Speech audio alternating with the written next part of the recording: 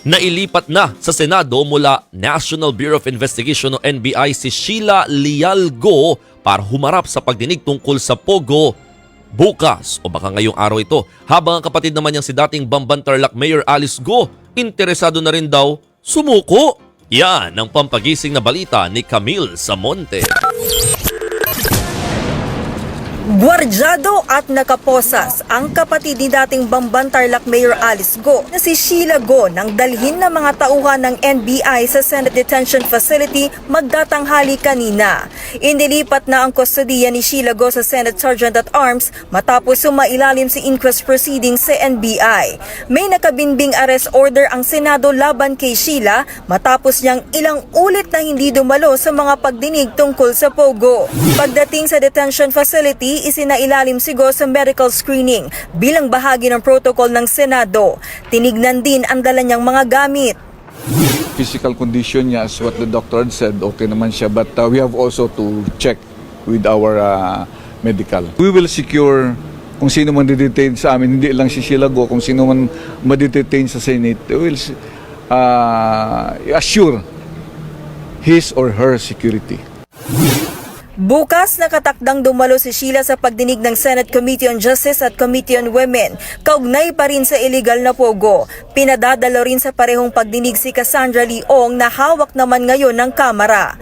Ayon kay Senator Win Gatchalian, dapat umamin na ang dalawa sa mga nalalaman nila tungkol sa mga nireid na Pogo hub sa Tarlac at Pampanga.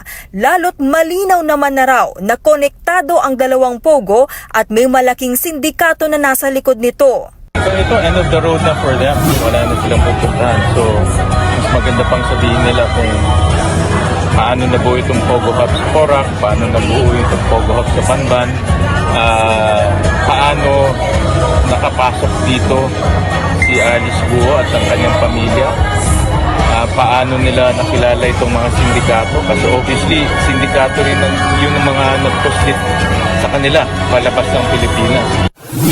Ganito rin ang sentimiento ng mismong abogado ni Go na si Attorney Stephen David nang bisitahin at kausapin niya si Sheila sa Senado kanina.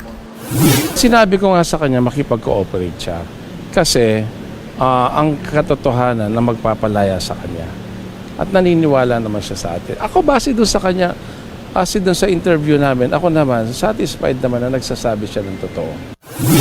Ayon naman kay Gatchalian, nakadepende pa sa itatakbo ng pagdinig nila kung magiging state witness si Go at Ong at kung dapat silang ilagay sa witness protection program ng DOJ.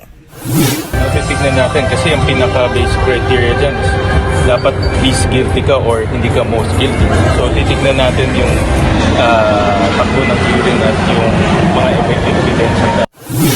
Sabi naman ni Senate President Cheese Escudero, pagkakawalan lang si Sheila Go sa detention facility kung irerekomenda ito ng komite.